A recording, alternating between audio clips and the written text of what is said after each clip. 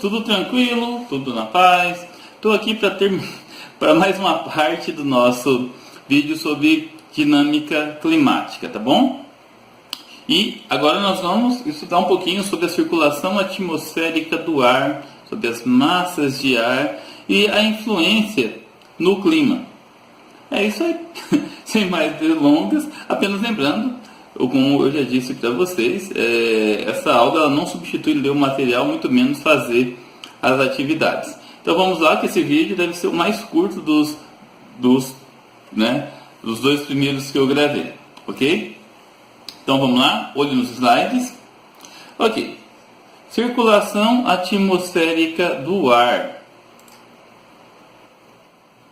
Bom, a pressão do ar sofre alteração na superfície em virtude da distribuição da umidade e energia da Terra, onde o ar é mais aquecido.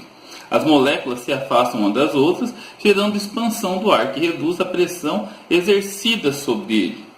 Essas áreas são denominadas baixa pressão ou ciclonais ou ainda depressões. O inverso ocorre quando o ar se torna frio, aumentando a sua densidade, configurando as áreas de alta pressão ou anticiclonais. O que nós conseguimos entender com isso? O ar ele se desloca de uma região de alta pressão para uma região de baixa pressão. Ou seja, de um local onde o ar está frio, está com a densidade bastante aumentada, para uma região de baixa pressão ou ciclonal. Tá? Vamos ver o que Mendonça e Dani Oliveira falam sobre isso. Para se compreender a dinâmica dos movimentos do ar na troposfera, é necessário conhecer os primórdios que regem a distribuição espacial do ar na superfície. Esta é caracterizada por meio da pressão atmosférica, a partir da pressão tomada ao nível médio do mar, e é representada nas cartas do tempo ou nas cartas sinópticas, por linhas que unem pontos de uma mesma pressão do ar, chamado isóbaras. Nesses dois mapas que eu coloquei aqui na capa inicial, nós temos as isóbaras. Essas isóbaras aqui, elas mostram a pressão de acordo com a altitude. Ok? Então, essas isóbaras também são chamadas de cartas sinópticas. Então, pessoal, só para a gente poder entender. Nesse mapa aqui, nós temos a representação do planeta Terra. Próximo da linha do Equador são áreas de baixas latitudes. Essas áreas de baixa latitude, nós temos uma concentração maior de ar na superfície. Nas áreas de altas latitudes, mais afastado da linha do Equador, nós temos áreas que são de alta e de baixa pressão. Então o vento tem uma tendência a deslocar, olha só, dos polos para as regiões subpolares, próximo das regiões temperadas, na verdade, e das regiões subtropicais para próximo da linha do Equador. Bom, vamos entender os sistemas de vento segundo a visão do IOAD. Em resposta a esses padrões de distribuição de pressão, há 6 sistemas de vento, 3 em cada hemisfério. No hemisfério norte são os ventos alísios de nordeste, os ventos dominantes de este e o vento polar de leste. Enquanto que no hemisfério sul temos os alísios de sudeste, os ventos predominantes de oeste e os ventos polares de leste. É importante notar que os alísios de sudeste cruzam o Equador para se tornarem ventos de sudoeste, como na região da África Ocidental, enquanto que os de nordeste se tornam os de noroeste no hemisfério sul, depois de cruzarem o Equador. Nós podemos observar nessa imagem aqui a explicação do IOAD. Primeiro, nós temos várias situações que influenciam no regime do vento. Na verdade, olha só, primeiro o eixo de rotação da Terra. Enquanto a Terra gira, o vento vai acontecer. Segundo ponto, sistema de alta e baixa pressão. O vento sempre vem de uma região de alta pressão para uma região de baixa pressão, ou seja, na região mais fria para uma região mais quente. Então, nós temos aqui, pessoal, de acordo com o movimento da Terra, de acordo com o processo de baixa e alta pressão latitudinal que nós vimos nos slides anteriores, nós temos os ventos alísios, tanto de norte quanto de sul, que faz com que o vento gire das regiões subtropicais para as regiões da linha do Equador. E da região subtropical para a região temperada, né, nós temos os ventos ocidentais do norte e os ocidentais do sul. Tá? Então, esses ventos vêm da região temperada para próximo das regiões subpolares. E nós temos os ventos polares de leste e os ventos polares de leste ao norte. Tá? Os ventos polares de leste ao sul e os ventos polares de leste ao norte. Na região polar é uma região de alta pressão.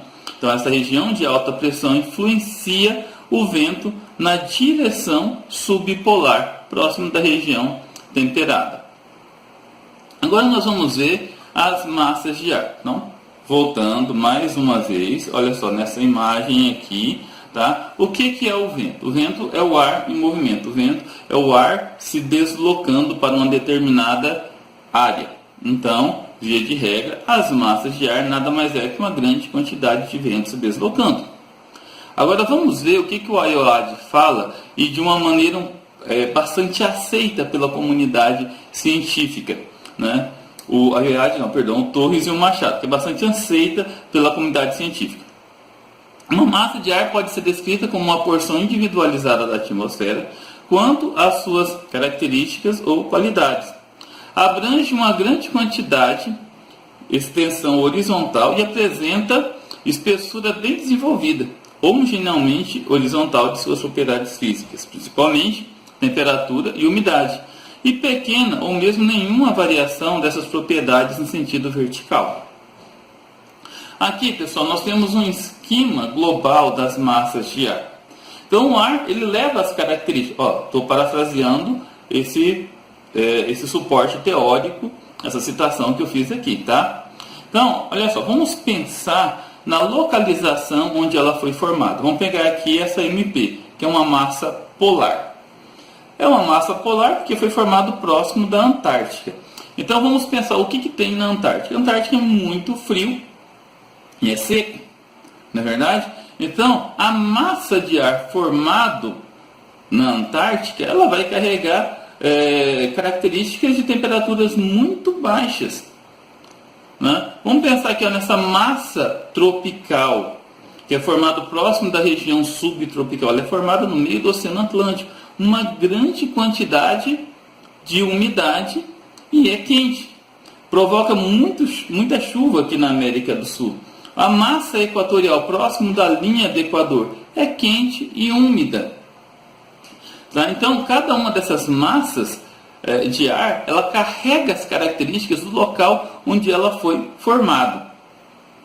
Bom, vamos ver as massas de ar dentro da América do Sul, ou seja, essas massas de ar que atuam aqui dentro da América do Sul, que é interessante para a gente. Vou enfatizar bastante o Brasil, evidentemente, né? E também o nosso estado de Mato Grosso. Em decorrência de sua configuração territorial e extensão latitudinal, a América do Sul recebe a influência das massas polares, equatoriais e tropicais. Ok? Meio óbvio, né? A América do Sul é muito grande, tem uma extensão continental, inclusive em alguns materiais da geografia é considerado até um continente, né? Em outros é considerado um subcontinente. Então vamos lá. A massa equatorial do Atlântico Norte, a MEA, se origina no anticiclone dos Açores, e a do Atlântico Sul, no anticiclone de Santa Helena. Atuam principalmente no norte e nordeste da América do Sul. Então essa massa equatorial do Atlântico, tanto do Atlântico Norte quanto do Atlântico Sul, são massas de ar quente e úmida. A massa de ar equatorial continental origina-se na porção noroeste da Amazônia. Apesar de ser continental, ela também é quente e úmida devido à grande umidade da floresta amazônica, grande quantidade de rios, de leitos de águas que tem na região. A massa tropical atlântica se forma nas regiões subtropicais atlânticas de baixa pressão. Naquelas regiões subtropicais, uma região de baixa pressão, é uma massa quente e úmida e muito carregada de umidade, influencia muito na chuva nas regiões litorâneas. A massa de ar tropical continental é quente e seca, origina-se na porção central da América do Sul, na região do Chaco boliviano. Né? Essa massa de ar tropical continental, ela tem uma influência muito grande aqui no centro-oeste, uma influência muito grande em Mato Grosso, durante o período da estiagem. Ela é muito intensa entre maio e setembro. A massa tropical pacífica, na sua trajetória desviada pela Cordilheira dos Andes, ela vem de oeste para leste, né, e ela provoca muitas chuvas no Oceano Pacífico, próximo ao litoral do Peru e do Chile. E a massa polar, né, fria e úmida, origina-se no centro-sul, na Patagônia da Argentina. Essa massa polar, ela influencia muito no fenômeno da friagem aqui no centro-oeste e também provoca muitas chuvas no litoral, principalmente no litoral que vai do sudeste até o nordeste brasileiro. Tá? Nessa região, durante os meses de junho e julho, né, tem o processo da friagem, o inverno aqui no Brasil, chove pra caramba, graças à influência dessa massa polar. Bom, aqui nós temos, né? Eu coloquei duas imagens para a gente poder fazer uma reflexão. Ó, verão. Quando que é o verão aqui no hemisfério sul, pessoal? Começa em dezembro, né? Mas a gente já começa a perceber essas características quando? Ali, novembro, dezembro, janeiro, fevereiro, março, abril.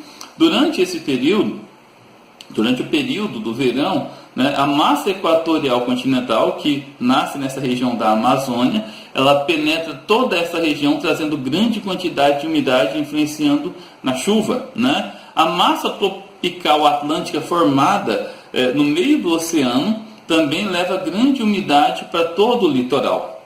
A massa equatorial, tá, do Atlântico Norte, ela traz umidade para toda essa região aqui litorânea do norte, ó, desde o Amapá até passando pelo Maranhão, Piauí, Rio Grande do Norte, Pernambuco, toda essa região aqui, as chuvas são relacionadas a essa massa equatorial, tá? E a massa tropical continental da região do Chaco, ela tem influência muito pequena, bastante restrita, né? E é condicionada a essa região aqui, ó, a próxima região do Paraná, Rio Grande do Sul, Santa Catarina.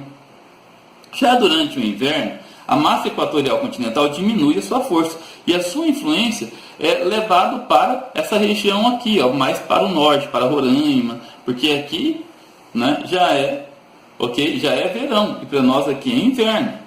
Nós sofremos uma influência muito grande da massa polar. Essa massa polar que nasce nessa região aqui, ó, na Patagônia Argentina, ela traz friagem para toda essa região centro-oeste. É claro que a friagem vem vez ou outra, né? Vem a prestação, são poucos dias no ano, mas traz também muita umidade para todo o litoral brasileiro. A massa tropical atlântica também traz é mais intenso o processo de umidade. É por isso que o nosso inverno ele é frio e úmido, tem muita neblina durante o inverno, né? A massa tropical continental do Chaco, né, ela gera uma influência muito forte durante esse período. É por isso que durante esse período aqui a estiagem é muito grande, ok?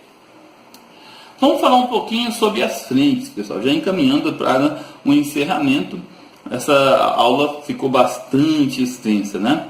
Bom, nós temos frente quente e frente fria. Então, um encontro de massas de ar. A frente se caracteriza pelo encontro no interior da atmosfera, na região da troposfera, entre duas massas de ar diferentes, gerando uma descontinuidade de temperatura, de vento, de pressão e umidade. A dissipação da frente é denominada frontólise e a sua origem frontogênese. Então você tem uma massa de ar quente. O choque de uma massa quente com uma massa fria, quando a massa quente é muito superior, né? Quando a massa quente é muito superior, provoca chuva e ela tem uma tendência à ascensão, tá? Então chamamos de frente quente, ok? Então quando a massa fria vem, e ela é muito forte, tá? E se encontra com uma massa quente e ela é tão forte ao ponto de dela descer, né? Nós temos uma frente fria, ok? É isso aí, pessoal, certinho, 15 minutos, né? Acabou a nossa aula. Espero que vocês tenham curtido, tenham gostado. Vamos levar a sério os estudos, ler o material, fazer as atividades. Eu tentei detalhar o máximo que eu consegui. Nos próximos vídeos eu vou falar sobre tipos de clima, tanto em escala mundial quanto aqui no Brasil, e as características dos tipos climáticos.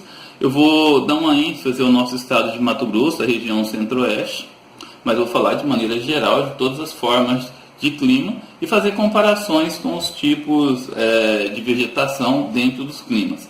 Então vai ser bem bacana mesmo, né?